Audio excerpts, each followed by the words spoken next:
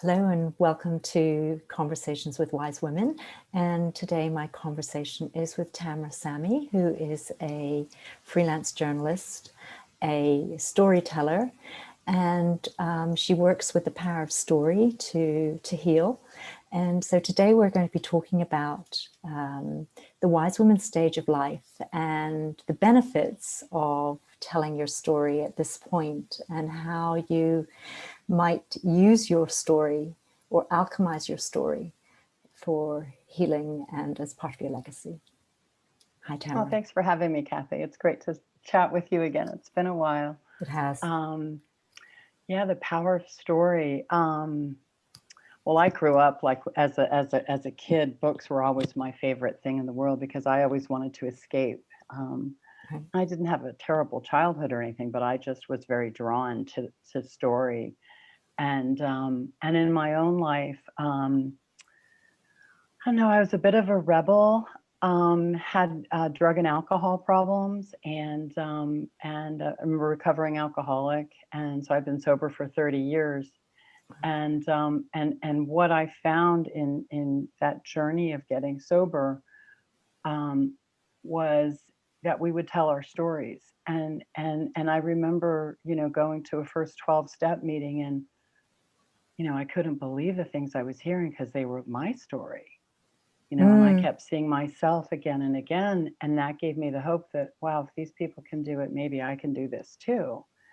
And I've worked with a lot of people in recovery and have helped, guide them and worked with them, and it's that story again and again that that has come up as kind of a revealing, right? If I show you all the dark places I've gone and how much, confusion and loathing I had for myself back then, you know, that can help heal and open a person up to, learning to accept themselves and love themselves again.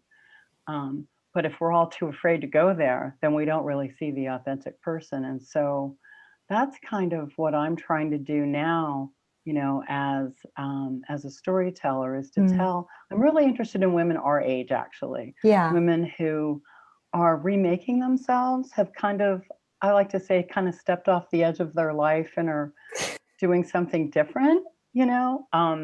So I walked away from a corporate career. My last job was as an editorial director working for a publishing company.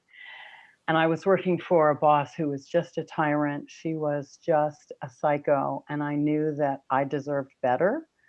And I decided to take the freelance leap. And so I moved my family from Washington, D.C. to, I'm here in Perth, Australia now, freelancing. And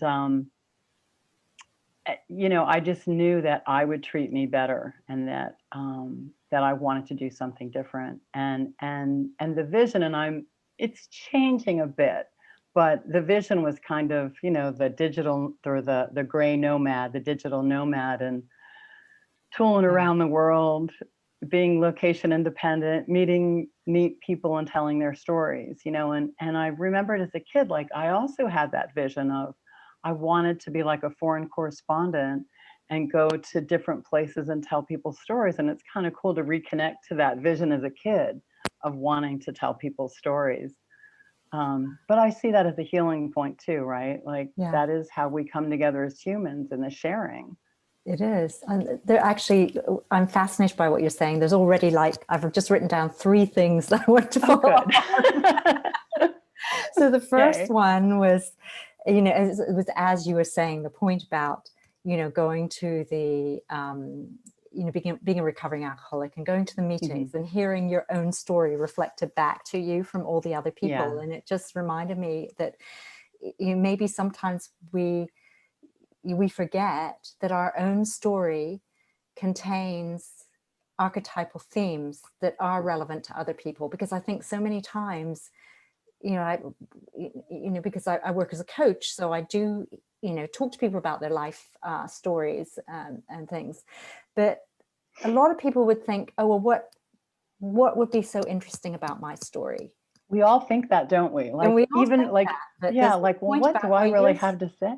Sorry. yeah, it's like, nobody is separate from the human condition. And like everybody's story is going to contain some archetypal themes. So you mentioned that one. And then you also mentioned, about the tyrant boss and then going the freelance. Well, that's also another like an archetypal theme about breaking away from whether it's a tyrant boss or whether it's the toxic family or whether it's like, the patriarchy or whatever you break away from. All of the above. All of the above in one go. But there's that bit about, isn't it, like the breaking away from these situations which have oppressed the real you, if you like, and the breaking out to become more authentic. Right. And that's been a theme my whole life too. I was also raised as a Mormon. Oh, wow. And my dad was, kind of high up in the church. And so it was something that, was an expectation. And, when I was in high school, I had to go to Bible study at 5 a.m. and my dad taught the class. And so what I would do is I would smoke weed out in the bushes and then I'd go to his class. So that was like, as a young 15-year-old, right? I knew that there was nothing in here for me, right? So like the rebels started really young in me. Like I was like, this doesn't have anything to offer me. I'm not in this. And so my whole life has kind of been me like forging my own path. And there's some downfalls in that too. My kids say, God, Mom hates to ask for help, don't tell her how to do anything. She doesn't want to hear it. So there's a bit of stubbornness there that, could get in my way. But I think that, forging your own path and figuring out, who you are and coming home to yourself and what matters to you. I think the whole world is probably thinking that right now as far as, reshaping itself and kind of trying to figure out, well, who do we want to be? And how do we get there? I think it comes to people are thinking those things. A good number of people are thinking those things. But I think there might still be quite a lot in denial who want to get back to normal. Yeah, I don't think we're going to get back to normal. Well, that's assuming there was a normal in the first place. Yeah, really. Yeah, but we know what people mean when they say get back to normal. Yeah. Get back to the place of comfort, I guess, is what it really is. Yeah.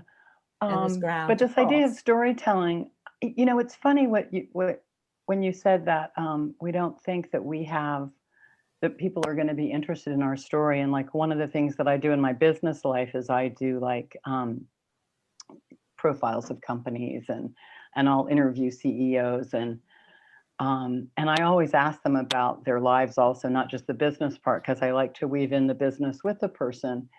And, and it's funny, like they're kind of taken aback by that because they don't realize how relevant that is in telling their business journey, in understanding, well, what was your vision? Why did you do this? What pulled you to this? And trying to reveal a bit of the person behind the business, So I think that's, in that storytelling, who are you as a person and what does this matter to you and why? I think everybody is interested in that. That personal journey. And in the business world, they don't always want to go there, but I think it's much more powerful if you can kind of let that guard down and let people see you as a person. Yeah. So another thing I wanted to pick up on was a bit about the healing, because of course there's the gift of it. We were talking about the gift of your story as healing for another person. But I imagine there's also the other aspect of actually sorting your story out and telling it, maybe telling it different ways, which is a healing for yourself. Yeah, and that's been interesting because so there's been a bit of a disconnect with me in the sense that, okay, so I've been sober for almost 32 years now, and I feel like the drunk me, the old 20-something drunk me, 30 so years ago, was almost like a different person. And so sometimes it's hard to connect with her and really feel her. And Elaine Callahan did my hand reading. And She's she done mine as connected well. that for me. Yeah, I know. I listened to that, and she connected that for me. She honed in on this double life, and we were talking, and she said, "You need to reconnect with her to tell your story, because without her, it won't be authentic.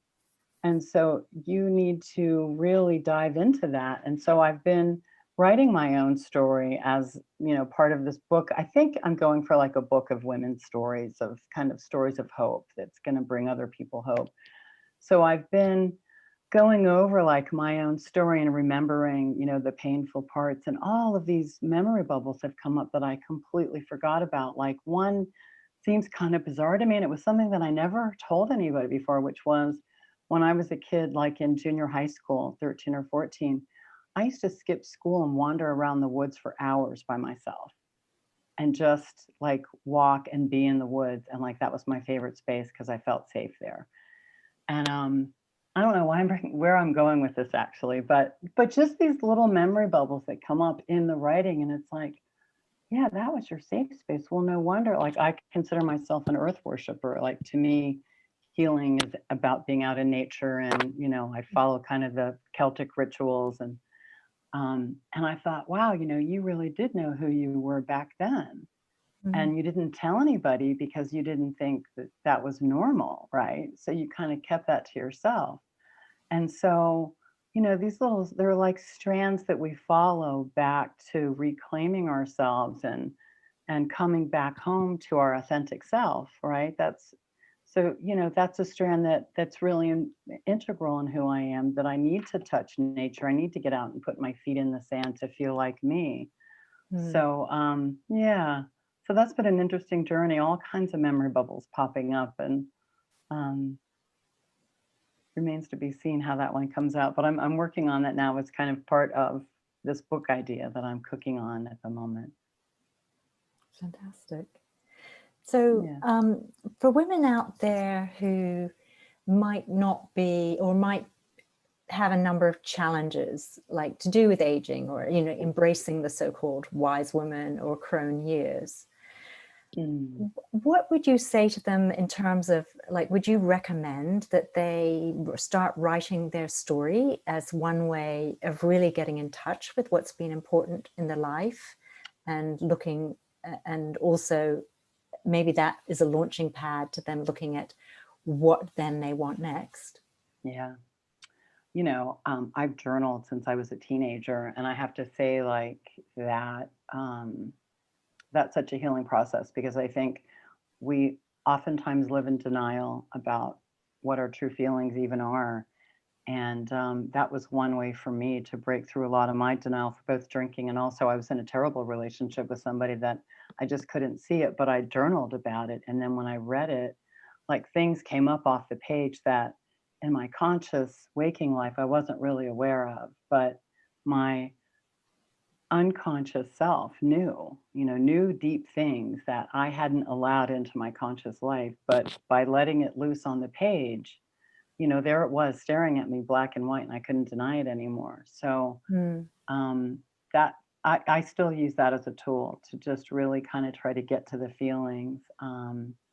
Journaling, and I guess, the thing that I've really been working on lately is boundaries. I Because see. like especially in the 20 something years, you're working so hard to please everybody else and to prove that you're worthy and that you can do the job, and to find the guy, and all of that stuff, that you get so lost in the people pleasing that you kind of forget who you are. And I've had conversations with women lately about getting lost in first the man that they're dating or the boyfriend, and kind of losing their boundaries there. And then we as women get lost in raising our children. It's almost a necessary passage, because it requires so much giving that you almost just give yourself away in the process. And then you have to reclaim yourself again, don't you? And some of those boundaries are like as simple as getting a babysitter when needed, you know. So, the idea that, well, we're kind of like water, and if it's seeping everywhere and you have no boundaries, you're not really there. You're just, everywhere at once. So, So that's something I'm looking at a lot lately, is boundaries, and really being mindful of where I want to put my time, and what relationships are worth really my time, and what maybe I need to let go of, what extra things I don't really need anymore, and letting those go. Um, I think Yeah, those that's are so the big ones interesting. for me now. Yeah, I resonate with all of those points because, yeah, particularly the one about the children. My daughter actually moved out. She stayed at home till she was like almost 25, and then she moved out. And so this last year, it was sort of like towards the end of last year that she started moving out around this time last year. And it took a couple of months for her actually to get most of her stuff in place and things like that. But it was sort of like, it was like I was looking forward to it for having that time on my own.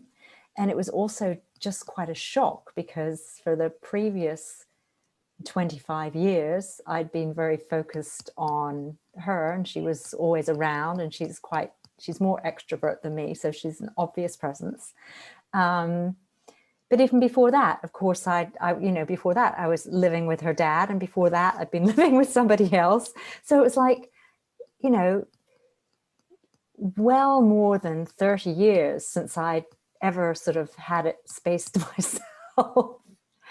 and I imagine, women may be in many different situations, and for some that may come when that sort of, they may experience those same things when children move out. But it could also be whether or not they've had children, if they've been very committed, as you were, to a corporate job, and that ends, and then you've got that space to yourself. So I'd be interested to explore with you that transition to having time for yourself, because it's like we look forward to it, and then when it comes, it's well, you have to grieve the losses of what the things you're actually looking forward to moving on from. But it can be quite challenging. I haven't really had time to myself yet. Have you not? You've still got some at home, haven't you? I still have 2 at home. So I have 3 kids, and my older daughter is 24, and she's in the States still. So she's in Virginia, and we left her behind, which was a really hard choice. But she pushed us to do it because she knew we wanted to be. What she wanted. And yeah, it's a struggle. But and then the younger 2, my youngest is 20, and then my middle child, my son, is 23, and so they're both still at home studying at university at the moment. So and I'm ready for them to go, and we're at the point where we're like, okay, as soon as you guys finish school, like, you kind of need to make your way in the world. Set of wings delivered for graduation. Yes. Here's a car and all your stuff in it. I don't know, but so, it's funny, this idea of being alone, isn't it? And I'm married. I'm still married to my husband. We've been married for 26 years. So, but to me, like, the greatest fantasy in the world is just to have a house to myself. Yeah. Which to my single friends is like, really? That's your fantasy? Like, that is really sad. And it's like, I know. It was for me, and I still, I actually really enjoy it. I mean, ever since people have said to me, "Oh, you're going to rent out as your Natasha's bedroom," I was like, "What for?" I don't really want somebody else in the house, not at the moment. Yeah. So, and it's funny. My husband, and it's funny. He's originally from Afghanistan, and not a typical Afghan man at all. He and I worked really well with, like, when I actually stayed home with the kids for 7 years, and stayed home with them, and he supported us during those first 7 years, and then I went back to work, and he switched his job hours so that he could be home with the kids. And then when my career was taking off, he kind of started working less, and he got the dinner ready. And I, at one point, I was managing a team of reporters across Asia and traveling all over the world. And he was stuck with everything. And that almost ended our marriage, actually. because it was just too much. And he was, getting the kids off to school, doing the meals, doing homework. And that was another awakening for me, in that, I had this corporate deal and I was launching a new Asia publication, and I thought I was so important, and they would send me on all these trips, and I was on a real ego trip, and I almost had a nervous breakdown, actually. I was working 7 days a week, 12-hour days. Mm. And the funny thing is, I decided that I'm not going to work weekends anymore. I'm just going to work 8-hour days. And I stopped all that, and I expected like a horrible review from my boss. He never said a word. And I realized that I had been doing that to myself, right? Because I felt inadequate. I felt like I couldn't do it. So another huge realization that, what is that I felt like I couldn't do the job, so I had to compensate by all these hours. But yeah, so that's another part of the story, isn't it? And, what we as women sometimes think we have to do in the business world to be as good as the men around us. Yeah. Sometimes the standards that we've held ourselves up to are our own expectations, but not other people's. Yeah. I know I went way off topic there. I'm not sure anything's off topic, because it just, it's where the topics of the conversation take us, isn't it? And as you're saying that, I'm thinking, actually, while I've had, more time to myself this year, or at least my time to organize as I want, and definitely more quiet space to think in without, competing noise and music and everything else. It has sort of made me reflect on things like, some of the expectations I placed on myself in the past, and,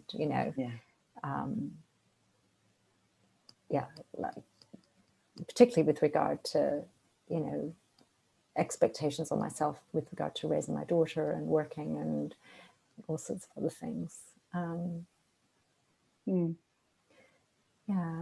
So I think there is an aspect of this stage of life which is about review, or needs to be about review, before stepping forward into something new.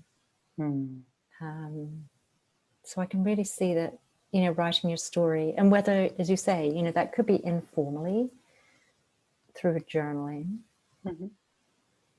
or it could be more formally through actually writing it as a story that might be published. That's what I'm leaning toward. And it could also be, like somebody telling their story to a person, like a therapist or a coach or something like that, as a way of really sort of like sorting through all the territories that they've been in, and what that informs for the next stage of life, what they're stepping into. That's a key point, I think, because I think we as women, in talking, we kind of solve our own problems, don't we? We almost need to hear ourselves talk it out. And often the men in our lives will come in and, they want to give you the solution or solve the problem, but it's like, no, I just need you to listen. Don't say anything. Because it's like in the talking, we hear what we need to hear. And so I think that holding space, for another person is probably one of the most kindest things we can do for each other, is to hold space and let them talk and listen actively. And that requires time, doesn't it? So it is a good use of time at this point in life, when there, maybe you can clear out some of the demands, because as you said, you've maybe spent more time on clarifying your boundaries and deciding where you want to put your energy and where you don't anymore. I think so, definitely. Because I think it's certainly true that women, I believe there's some sort of hormonal validation that says, women do become less patient in terms of things that they would consider to be a waste of time as they get older, things that, so maybe we all, I do find myself shorter, definitely. Clarify our priorities and are less tolerant about, things that aren't within our priority. Or maybe that's just, facing our mortality and suddenly realizing we haven't got quite as much of an expanse of time left. It was like when we were in our 20s and we, it felt like we were going to live forever anyway. Maybe. Well, that's true, isn't it? Yeah. And, and the sense that, there has been a realization that time is so precious now, and I can't be bothered with this. I just cannot be bothered with this petty stuff or this petty relationship, or so, it's time to let it go. And it's a relief in a way, isn't it? Yes. Yeah. A relief to be able to sort of say no and that's okay. Yeah. I'm not really interested in that anymore. That's just not something I really want to spend time on. And the way it started, just to pick back up, it was about, there's the saying no to clear things out, which gives more space, maybe time for listening when it's important, rather than, because I remember, when my daughter was little, I used to feel so guilty because she was always trying to get my attention, and she was an only child, so I was her only playmate in the house. But I can remember I was saying so often to her, oh, just a minute, just after I finish this, I'll attend to that, just after I've done this. And I can remember myself always saying, just a minute, just a minute, just a minute. I must ask her sometime if I said it all the time. I feel like I did. But it's like, now I hope I wouldn't do that. But I suppose, when you're very busy and running a house and everything else, trying to attend to lots of things, you end up saying to lots of people, oh, just a minute. Yeah. I have some really painful memories about that, actually, of little things like I remember going for a walk with my daughter, and she went through this stage, she must have been 3, where she wore a little ballerina tutu everywhere she went, right? Mm-hmm. And she wanted to pet a cat as we're walking, and I'm like, no, leave the cat alone, come on, we've got to go.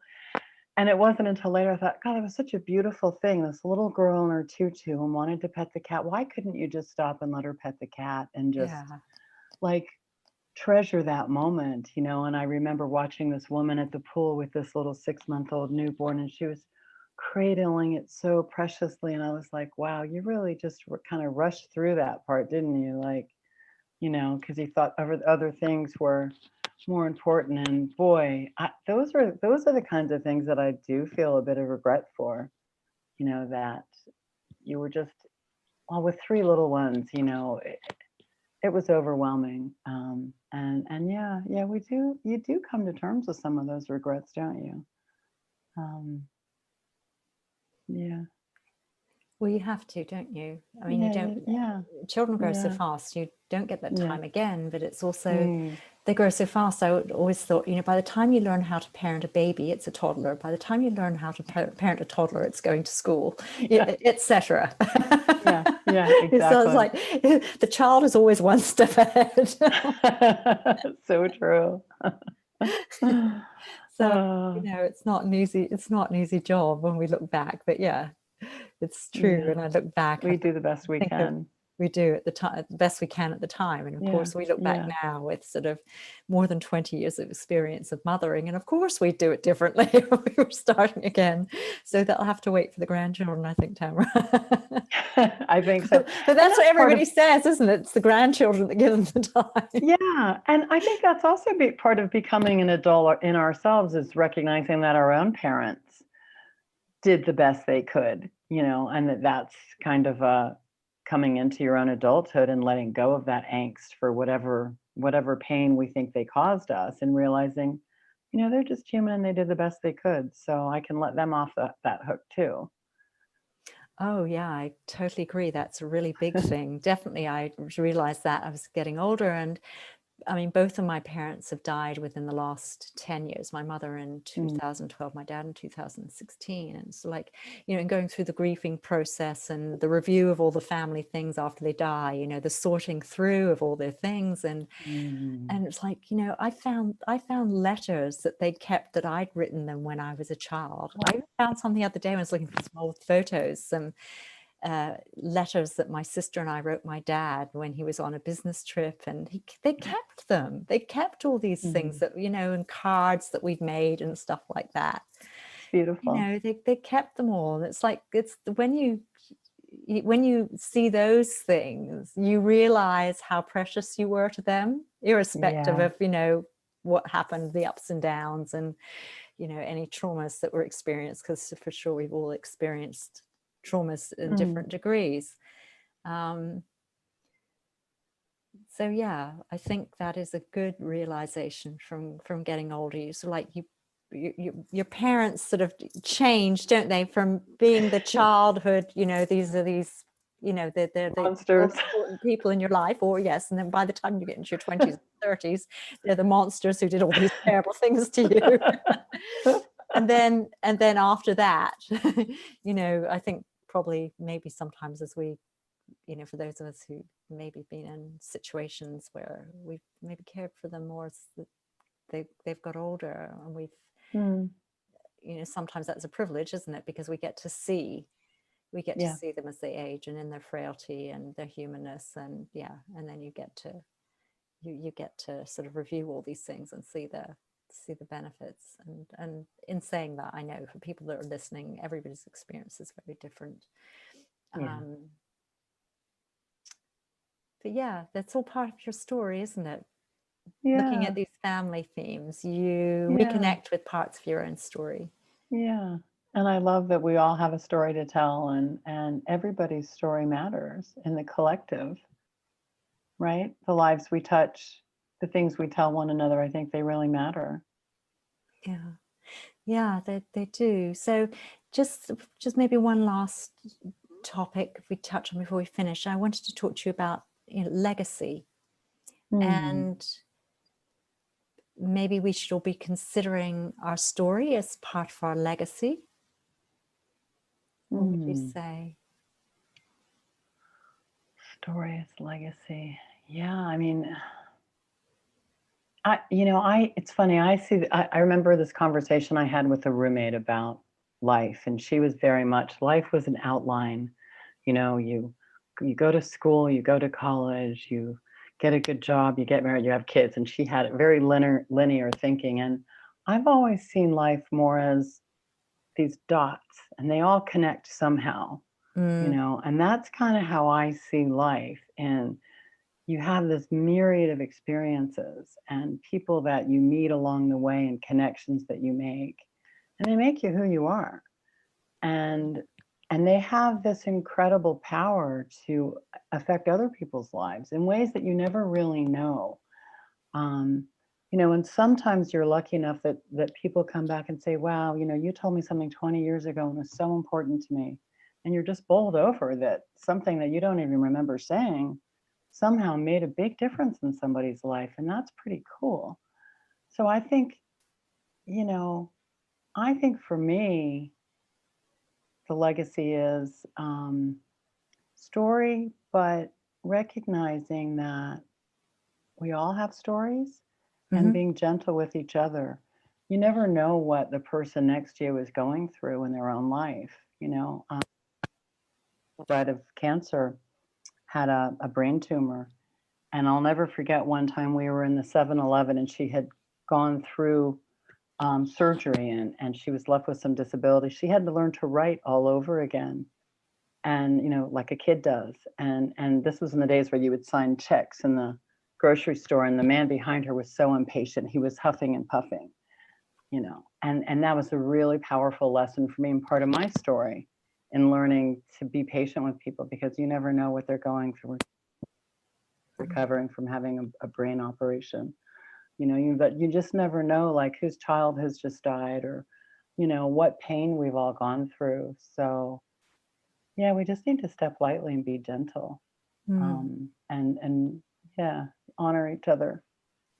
Thank you. Now, Yeah. I think in terms of your work, my understanding is Yeah. you help people to write stories, and in particular, you might help businesses to write their story and Absolutely. people to write the story either for like promotional and marketing. I am a jack of all trades. So, I do content marketing.